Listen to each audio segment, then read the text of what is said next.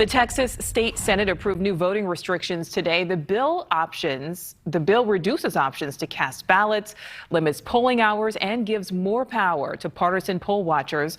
Republican lawmakers pushed for the reform bill. It passed 18-13 in a vote along party lines. There's a similar measure in the Texas House. Voting rights groups say the measures disproportionately impact racial and ethnic minorities.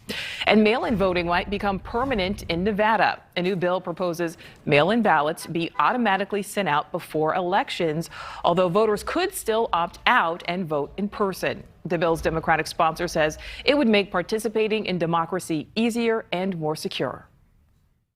And I think it's incumbent upon us to make sure that every eligible voter has the ability to cast their ballot and participate. We've seen it in record numbers, and as long as Nevadans are taking advantage of that opportunity, I believe that we need to continue to make it available to them. A Republican assemblyman who agrees voting should be easy says he's concerned mail-in voting could lead to more fraud.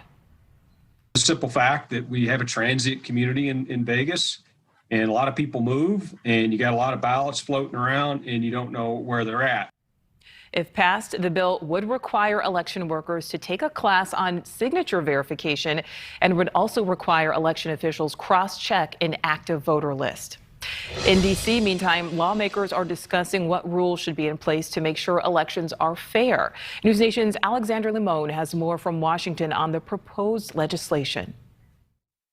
Well, Nicole, since the November presidential election, 361 bills have been proposed or passed in state legislatures around the country that restrict voting rights in some way. That's all according to the Brennan Center for Justice that's been tracking the bills.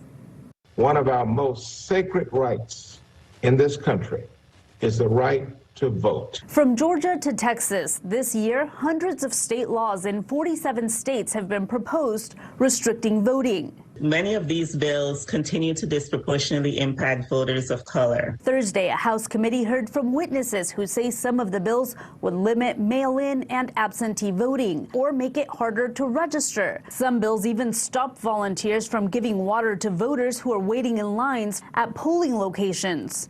Democrats like North Carolina Congressman G.K. Butterfield say their For the People Act would protect voter rights. It is our duty as elected members of Congress to uphold and defend the Constitution and to protect the rights of every single voter. But Wisconsin Congressman Brian Stiles says that bill was rushed and passed in the House with no input from Republicans. No ability to learn our lessons of what happened in the 2020 election. Republicans also disagree with the specifics of the bill, saying, for example, it would gut voter ID laws. This bill would allow an individual to vote simply by signing a sworn statement. That's it.